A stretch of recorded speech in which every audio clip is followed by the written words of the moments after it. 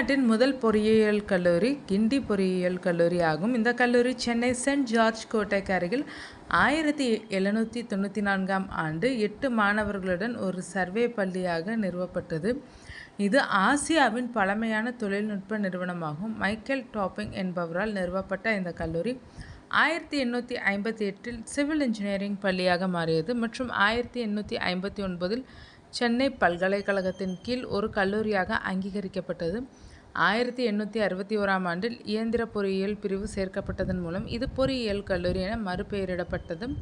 அந்த ஆரம்ப ஆண்டுகளில் சிவில் இன்ஜினியரிங் படிப்பு அதிகம் விரும்பப்பட்டது. மேலும் முதல் தொகுதி மாணவர்கள் 1864இல் சிவில் இன்ஜினியரிங் டிப்ளமோ பட்டம் பெற்றனர்.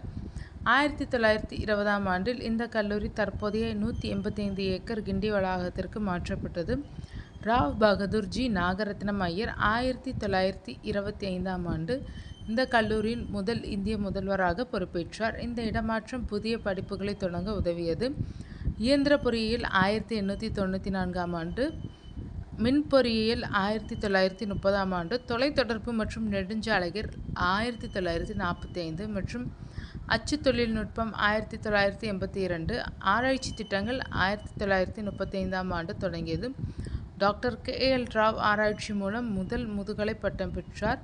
1940ஆம் ஆண்டு லீலா ஜார்ஜ் மற்றும் லலிதா ஆகியோர் கிண்டி கல்லூரியில் இருந்து முதல் பெண் பொறியாளர்களாக மாறினர்.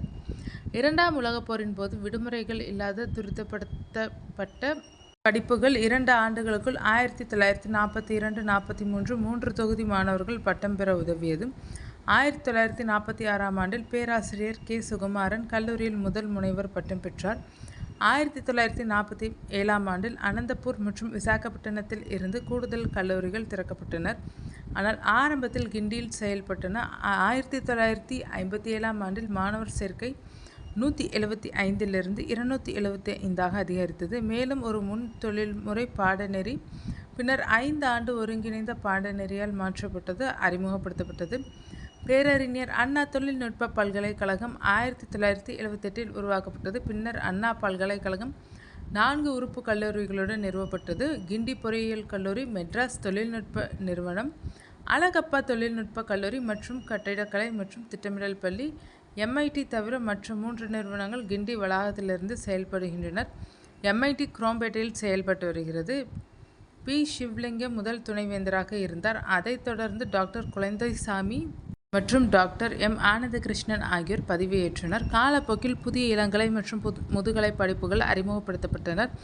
மேலும் 2001இல் தமிழ்நாட்டில் உள்ள அனைத்து பொறியியல் கல்லூரிகளும் அண்ணா பல்கலைக்கழகத்துடன் இணைக்கப்பட்டனர்.